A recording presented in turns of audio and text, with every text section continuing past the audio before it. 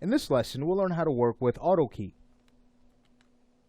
Autokey can speed up our time in our animation process. With it, all we need to do is change our position, change the transformation of our object. If we're working with any custom parameters, go ahead and change that value. And on that change, a key is automatically stored.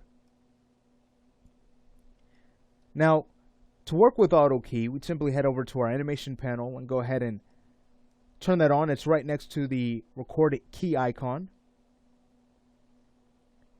With that turned on, we can now go to our ship.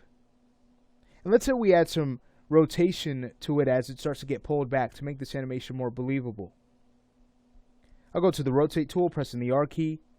Meaning that we're setting rotate keys, that is.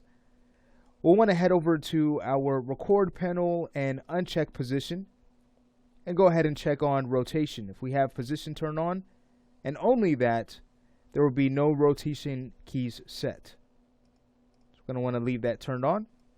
And now let's study the animation. So as it starts to come to a stop, looking at the rotation of this, it's going to rotate forward before it starts to get pulled back. So on about frame 46, we can go to our pitch axis, go ahead and start to rotate the ship down, and I'll add a slight slant just to kind of make this pose more natural.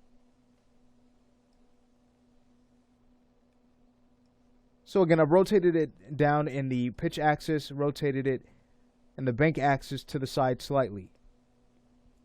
And now it starts to get pulled back. So we could have that change happen on frame 62, where we rotate the ship back in the pitch axis and then rotate it in the opposite direction, the bank axis. Okay, let's go ahead and check out what we have. So we can now hit play. And notice those changes have been made automatically, just from using that icon. Now, something to keep in mind with Autokey is that we want to be very responsible when working with it. Yes, it's a great tool, but it can also mess up our animation if we're not careful with it. Meaning, if we are just